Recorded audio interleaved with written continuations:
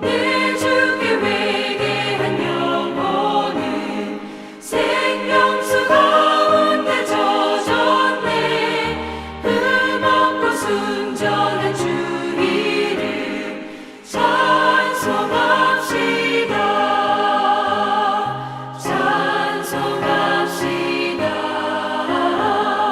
찬송합시다. 내 죄를 씻으신 주 이름 찬송합시다.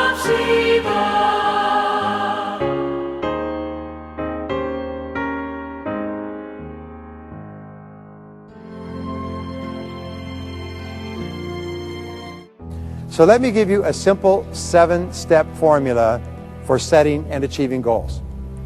Step number 1 is to decide exactly what you want. Most people have no idea of what they really want. They say, well, I want to make more money. But that's not a goal. That's just a wish or a fantasy. They say, I want to be healthy. But that's not a goal. These are not goals, okay? A goal is something that is very clear and measurable. So decide exactly what you want. Number 2 is write it down. Write it down on paper. The very act of taking a goal and writing it down increases the likelihood, the probability of achieving it by 10 times. So write it down. Number 3 is set a deadline. Set a date at which you will achieve the goal. Sometimes people say, well, what if I write a deadline and I don't achieve it by the deadline? Then you set a new deadline. And you keep setting new deadlines until you finally come to the right deadline. So make a list. Make a list of everything that you could think of to do to achieve the goal. Every step, every activity, every action. Write down everything you can think of. And as you think of new things later, write them on the list. Keep writing your list until your list is complete. You can't think of anything else. Number 5 is take your list and organize the list. Organize the list by priority. What do you have to do first? Organize the list by sequence. What do you have to do before you do something else? And a list organized by priority and sequence is a plan. So now you have a goal and a plan. Take action immediately on your plan. Take one step. Take any step. But do something immediately to start the process moving. Do you remember that Confucius once said, a journey of 1,000 leagues begins with a single step. And then you take another step. And then you take another step. And if you take enough steps, you can accomplish any goal in the world. So number 7 is do something, take action on your goal every day. Every single day, once you have decided on your goal, and let's say that your goal is to double your income, okay? Once you have decided to double your income, every single day do something that moves you in that direction. Never let a day go past. 7 days a week, 365 days a year, do something every day that moves you toward your most important goal.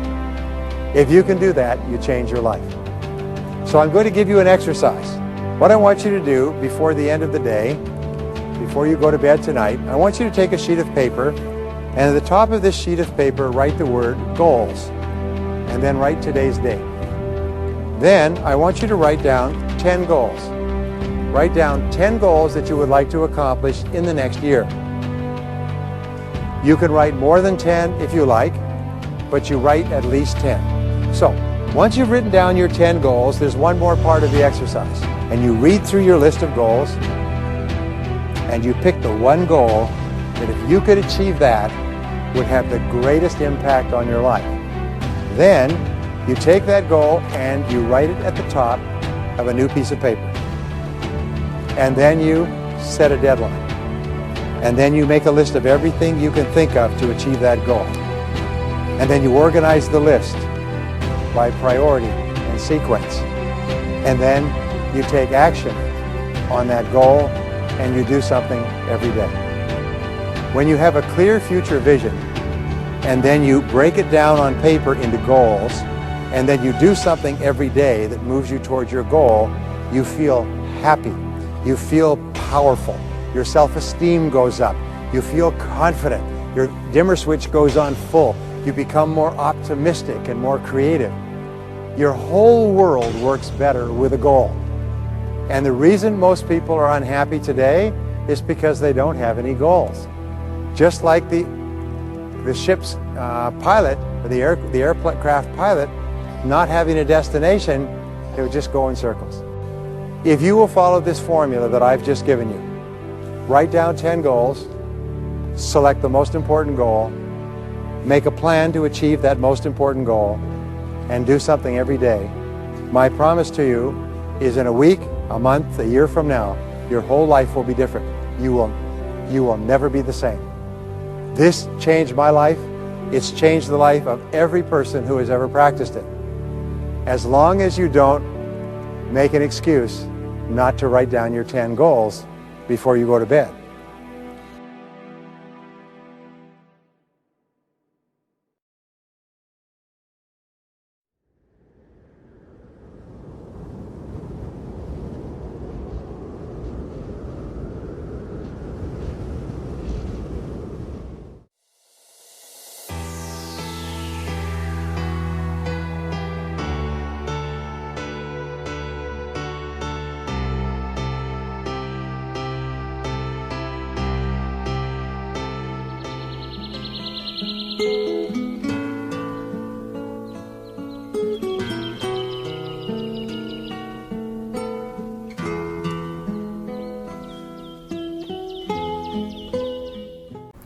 본문의 제목은 거짓과 진실의 신앙. 본문은 요한복음 18장 13절부터 24절까지. 요한복음 18장 13절.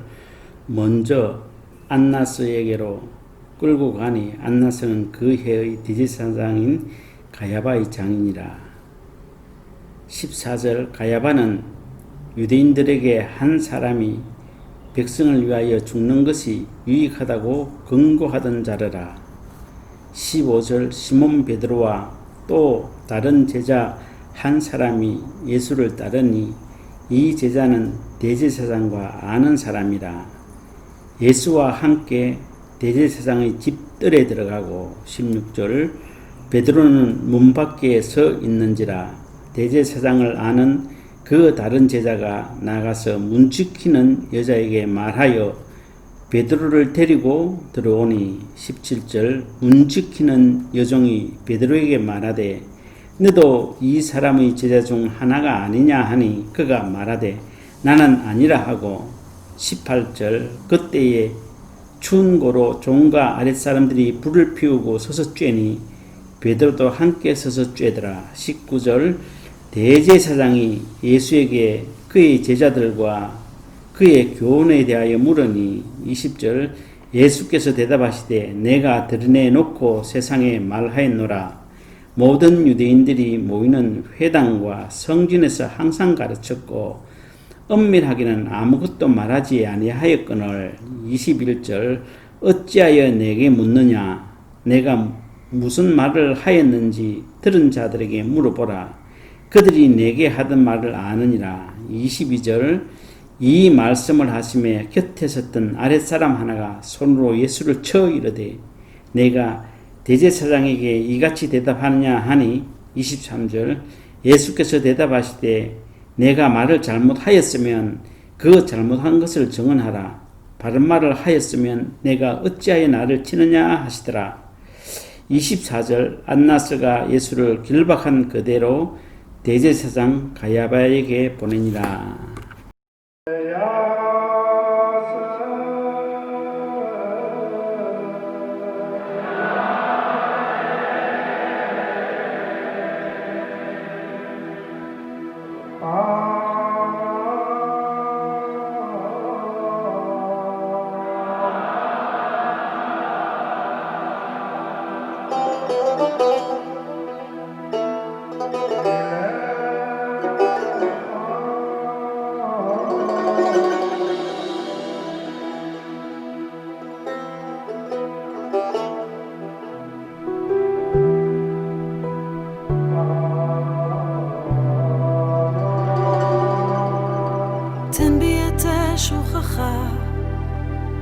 תן בי את כוח דברך, מלא אותי, מלא אותי.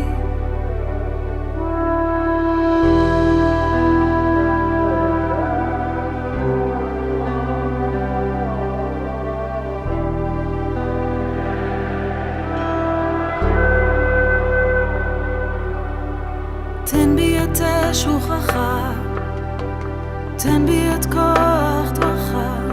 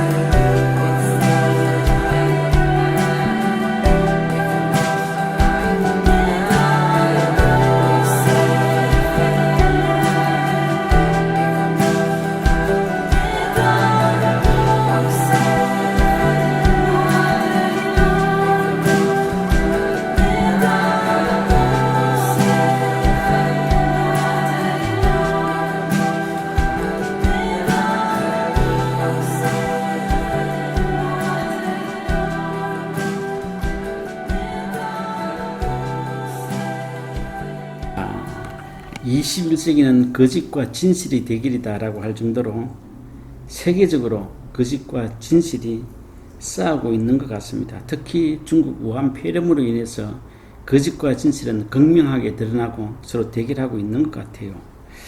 한국은 문재인 정권이 끝도 없는 거짓을 통해서 진실을 덮으려고 하고 이제는 거짓이 진실로 바뀌는 그런 상황에 놓여져 있습니다.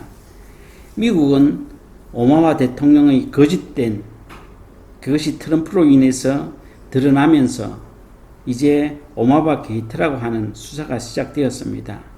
트럼프가 참 힘들게 싸우고 있는 그런 가운데 있습니다.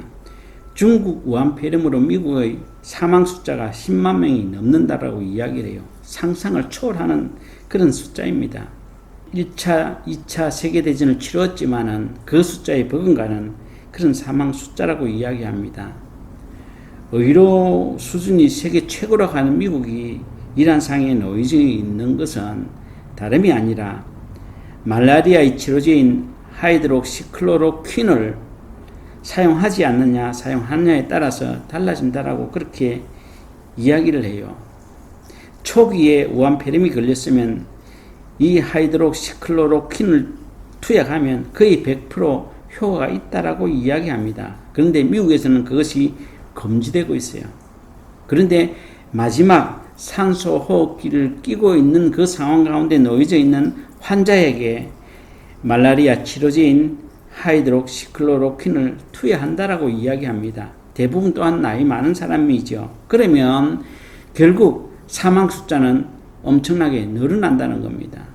초기에 투약을 해야 효과가 있고 마지막에 그것을 투약하면 이미 투약받는 약 종류가 5가지 이상이 되는데 그것을 합쳐서 6가지 정도 되면 그 환자가 견딜 수가 없다라는 겁니다. 그런데 미국에서는 하이드록시클로로퀸을 투여하면 사망 숫자가 많이 나기 때문에 투여할 수 없다라고 그렇게 이야기를 합니다. 정말 답답한 일이죠.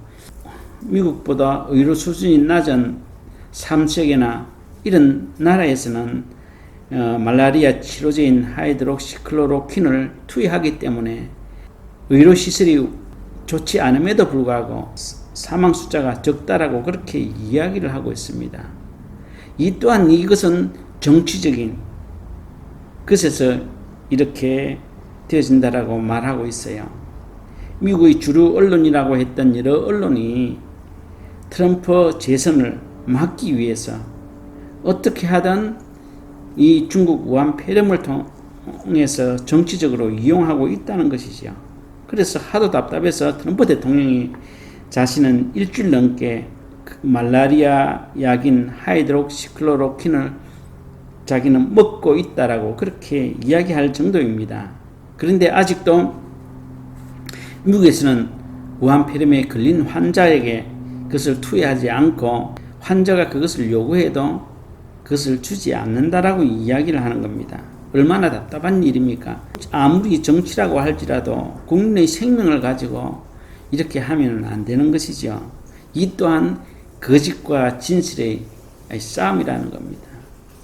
거짓은 오랫동안 그것을 다져왔고 또 계획해왔고 그것을 계획해서 이루어가고 있는 가운데 진실이 개입되어서 그것을 밝히려고 하는 것은 정말로 어려운 일이죠. 우리가 거짓과 진실은 다른 차이가 나는 것이 아닙니다. 진실은 대부분 간단합니다. 명료합니다. 이유가 없습니다. 왜요? 진실이기 때문에 그렇습니다. 그런데 거짓은 말이 많이 있습니다. 또한 감정적인 그런 것들을 자극한다라고 이야기합니다. 또 말은 화려하고 복잡합니다. 그렇기 때문에 많은 젊은이들이 거짓의 말에 유혹되어서 그것이 진짜인 줄 알고 그들을 옹호하고 나선다라고 그렇게 이야기를 해요. 정말 정치에는 국민의 생명이 담보로 개입되면 안 된다라고 그렇게 생각하고 있습니다. 그런데 중요한 것은 앞으로 계속해서 거짓과 진실은 다투고 나갈 것입니다. 어느 하나가 끝장을 봐야 이것이 종식되어지기 때문에 우리는 거기에 대해서 우리의 믿음을 다지고 준비해야 될 것 같습니다. 오늘 읽었던 본문의 내용을 보면 당시 유대 사회는 굉장히 혼란스러웠습니다. 그럴 때에 이런 혼란을 잠재우기 위해서 어떤 생각을 가지고 있는 사람이 있었는가 하면 이 혼란스러운 유대 사회를 잠재우기 위해서 한 사람의 희생양이 필요하다고 생각을 했습니다. 누군가가 이 혼란한 사회에 대한 책임을 지고 죽임을 당할 때에 이 혼란한 사회가 안정되어질 수 있다라고 생각을 했다는 것이죠. 그것이 오늘 본문에 나오는 가야바라고 했던 대제사장의 생각이었습니다. 어찌 가야바라고 했던 대제사장의 혼자만의 생각이겠습니까? 문제는 자기들이 거짓된 사회로 만들어 놓고 그것이 혼란스럽자 누군가가 거짓된 사회를 안정시키기 위해서 희생 제물이 필요하다고 하는 그런 생각이었죠. 그때 마침 예수가 나타났습니다. 예수의 제자인 가룟 유다가 예수를 고발해보자 본격적인 수사를 시작하게 되었다는 것이죠. 예수를 잡아 안나스라고 했던 대제사장에게 끌고 갔습니다. 그래서 추궁을 합니다. 첫 번째 문제는 왜 비밀 회동을 하느냐라고 했던 그런 질문이죠. 그런데 예수는 나는 아니다. 회당에서 또한 성전에서 나는 가르쳤다. 또 거기에 많은 사람들이 참여했다. 그렇기 때문에 너희들이 의심스러우면 그 사람들 중에 한 사람을 불러서 물어봐라. 그러면 알 것이 아니냐라고 하자 대제사장 앞에 놓여져 있던 종 하나가 예수의 뺨을 후려치면서 뭐라고 이야기를 합니까? 야 이놈아, 여기가 감히 어디라고 누구에게 그따위 소리를 하냐라고 그렇게 이야기를 했죠. 그러면서 예수의 제명이 비밀을 회동했다라고 했던 죄가 아니라 이제는 무슨 죄가 됩니까? 권위에 도전하는 죄가 되었다는 겁니다. 그리고 이후부터는 예수님이 비밀 회동한 사람이라고 하는 말이 들어가고 권위 앞에 도전한 예수 그리스도라고 그렇게 이야기를 하고 있습니다. 그런데 문제는 안나스가 예수를 이렇게 추궁하자 그 후에 자신이 해야 될 방법을 찾지 못하자 먼저 번 대제사장인 가야바에게 보냈습니다. 그런데 이상한 것은요, 가야바가 안나스의 사위입니다. 안나스는 가야바의 장인이라는 것이죠. 우리가 흔히 그렇잖아요. 젊은 사람이 늙은 사람에게 무엇을 위임해 주거나 그런 것은 없잖아요. 보통 보면 나이 든 사람이 은퇴를 앞에 두고 젊은 사람들에게 어떤 직분이든 그것을 위양해 주고 그렇게 하는 것이잖아요. 그런데 여기 본문에 보면 가야바는 안나스의 사위, 젊은 사위이지만은 어떻게 되었는지 나이 많은 장인 안나스에게 위임을 했습니다. 참 이상한 일이죠. 그런데 장인인 나이 많은 안나스가 예수를 추궁하는 가운데 그것이 잘 되지 않자 먼저 번 대제사장인 사위인 가야바에게 예수를 보냈다는 것입니다. 여기에서 흔히 우리가 알 수 있는 것은 안나스와 가야바와 같은 대제사장과 예수를 비교해보면 극명하게 진실과 거짓을 알 수가 있습니다. 가야바와 예수는 별개의 사람이 아닙니다. 다른 사람이 아닌 것이죠. 같은 유대 민족에서 같은 여호와 하나님을 섬기는 동일한 사람입니다. 그런데 한 사람은 거짓의 앞잡이가 되고 한 사람은 진실의 앞잡이가 되어지는 겁니다. 같이 여호와 하나님을 섬기고 있지만은 진실과 거짓은 극명하게 드러나는 문제가 오늘 이 본문을 통해서 알 수 있다는 것이죠. 앞에서 이야기했던 것처럼 지금의 죄는 예수 그리스도는 비밀 회동을 한 앞잡이가 아니라 권위 앞에 도전하는 사람이 되었다는 겁니다. 처음 잡아들일 때에 비밀을 회동한 사람이라고 잡아들였는데 이제 제명이 바뀌어서 비밀 회동한 죄가 아니라 권위 앞에 도전하는 죄인이 되어버렸다는 겁니다. 왜 그럴까요? 자신들의 거짓을 덮기 위해서 진실을 거짓으로 만들기 위해서 그렇다는 겁니다. 그래서 예수는 이제 비밀 회동한 자가 아니라 권위 앞에 도전하는 그런 죄인이 되었다는 겁니다. 진실과 권위는 완전히 다른 문제라는 것이죠. 그런데 이들은 진실을 듣기 위해서 권위라는 것을 끄집어내어서 예수는 권위 앞에 도전하는 자라고 그렇게 이야기를 하고 있습니다. 왜 그렇게 했습니까? 아주 단순합니다. 유대 사회의 혼란스러운 이 혼란을 잠재우기 위해서 가야바가 생각했던 것처럼 누군가가 하나의 희생의 제물이 필요한데 그것은 예수였고 그 예수를 희생시키기 위해서 제목을 그려야 하는데 그 제목은 권위 앞에 도전하는, 그래서 유대 사회가 혼란스럽게 됐다라고 했던, 그래서 예수 그리스도는 법에 의해서 처벌을 받아야 한다라고 했던, 여기까지 와버렸다는 것이죠. 요한복음 18장 14절에 보면 가야바는 유대인들에게 한 사람이 백성을 위하여 죽는 것이 유익하다고 권고하던 자라라고 이야기합니다. 오늘 유대 사회의 혼란을 잠재우기 위해서는 한 사람의 희생양이 필요하다라고 생각했던 사람이라는 것이죠.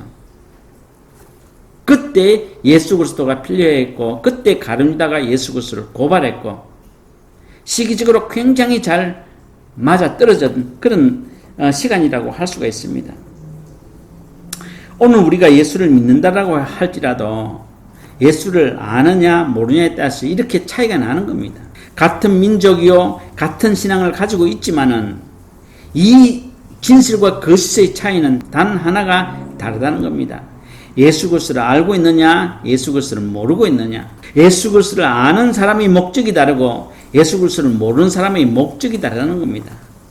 대제사장은 예수 그리스도를 모르기 때문에 그들의 신앙의 목적, 삶의 목적이 완전히 다르다는 겁니다. 어떻게 하든지 인간적으로 이 혼란스러운 사회를 멈추기 위해서는 하나의 희생양이 필요하고 그 희생양은 곧 예수 그리스도라고 생각했다는 것이죠. 유대 사회가 왜 혼란스러웠습니까? 몇 주 전에 이야기했던 것처럼 당시 유대 사회는 은 400세겔을 주면 대제사장 직분을 살 수 있는 그런 사회였습니다. 부패할 대로 부패했던 이 사회가 그의 앞잡이들이 사회의 혼란스러움을 잠재우기 위해서 예수라는 희생양이 필요했다는 것이죠. 또한 그들의 거짓을 듣기 위해서 누군가가 희생을 해야만이 그들의 거짓을 덮을 수 있다라고 생각합니다. 그것은 진실을 듣기 위해서 진실을 죽여야 그들은 가능했다라고 생각할 수밖에 없다는 것이죠. 얼마나 때로는 미련한 사회입니까? 진실을 듣기 위해서 거짓으로 진실을 죄인으로 만들고 그렇게 해서 그 진실을 없앰으로 인해서 거짓된 사회가 진실된 사회로 둔갑하는 그런 사회를 만들고자 했다는 겁니다. 흔히 자유민주주의라고 이야기를 하면 다수라고 이야기하잖아요. 그런데 성경은 보면 다수가 늘 문제가 있었습니다. 소수가 진실 앞에 가까웠다는 것이죠.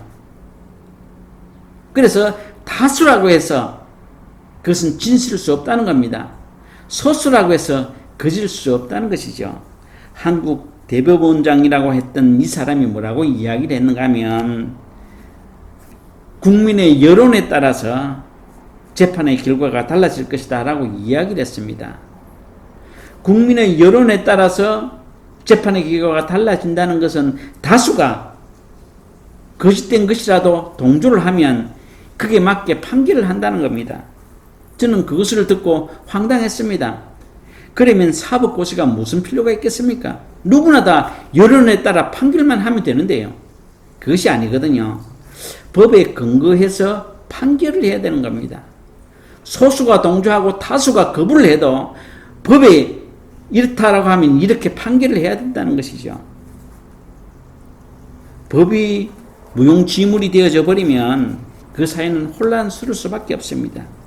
유대 사회가 그렇다는 것이죠. 여론 정치를 했다는 겁니다. 대제사장들은 여론에 따라 그들이 움직였다는 겁니다. 그러면서 그들의 이익을 취했다는 것이죠. 아무리 다수가 거짓이라고 할지라도 그 거짓으로 진실을 덮을 수가 없습니다.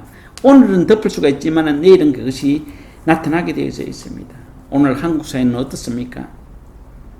한 사람의 거짓이 여러 사람의 거짓된 자로 만들고 있습니다. 그리고 온 국민이 거짓된 자로 바뀌어지고 있다는 것이죠. 한 사람이 거짓된 자면 그 거짓이 문제가 되지만은 온 국민이 거짓된 자가 되어져 버리면 그 거짓은 진리가 되어지는 겁니다.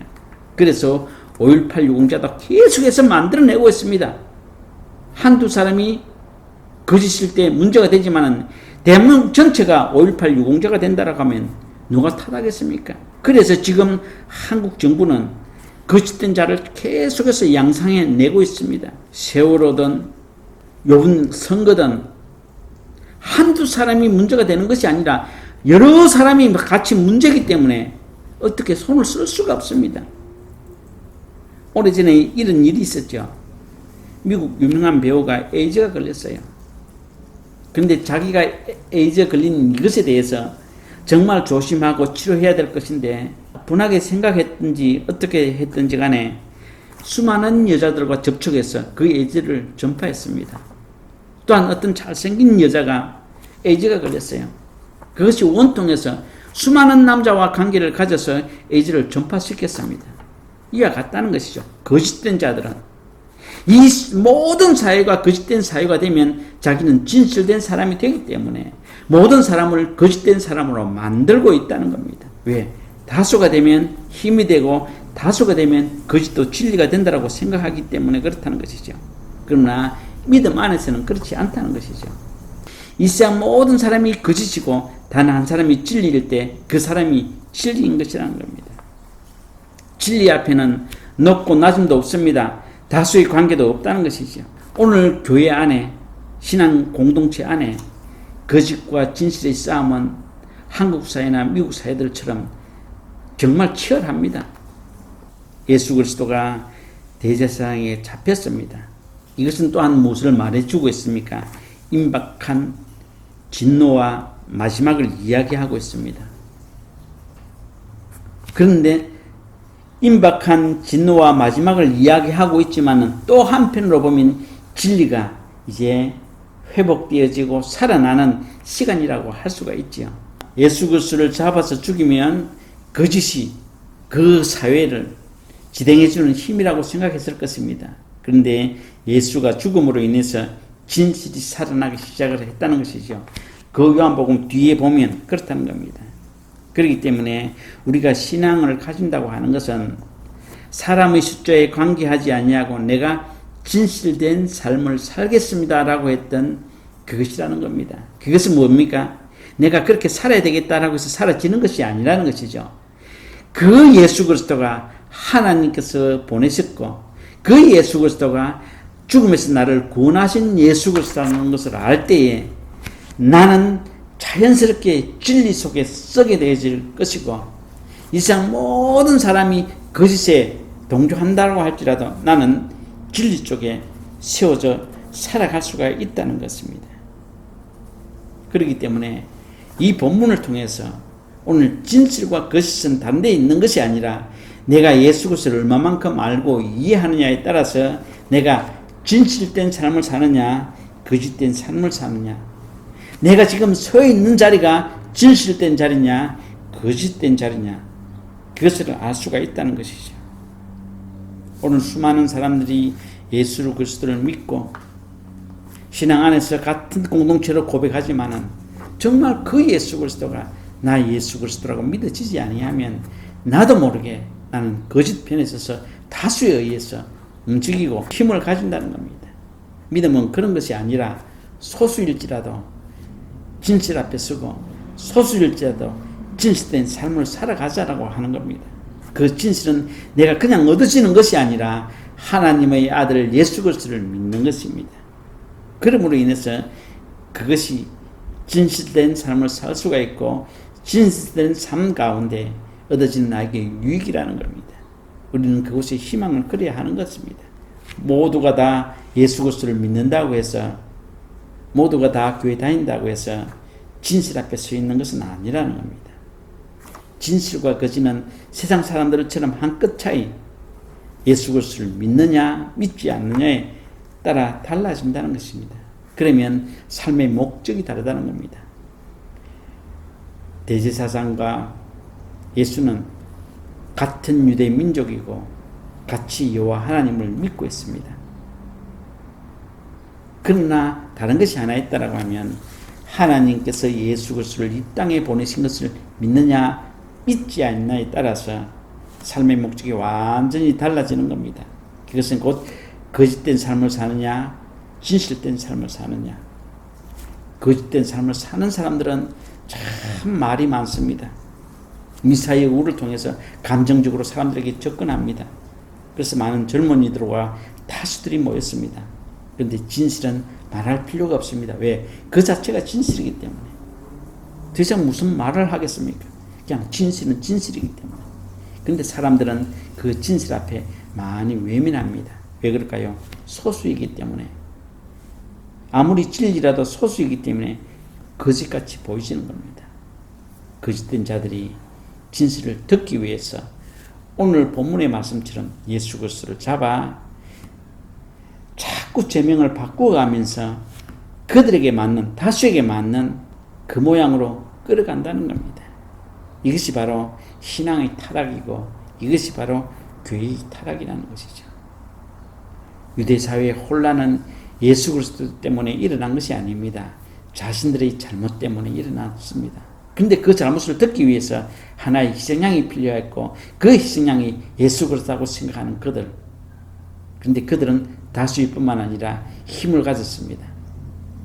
비밀 회동을 한다고 예수를 잡아들였지만은 이제 그 비밀 회동은 사라져버렸고 권위에 도전하는 예수 그리스도라고 정죄를 하고 그들이 취조하기 시작했다는 겁니다. 오늘 우리가 믿음의 삶을 산다는 것은 거짓과 진실 싸움에서 진실 쪽에 서야 하는 겁니다. 성경에 보면 진실은 늘 소수였습니다.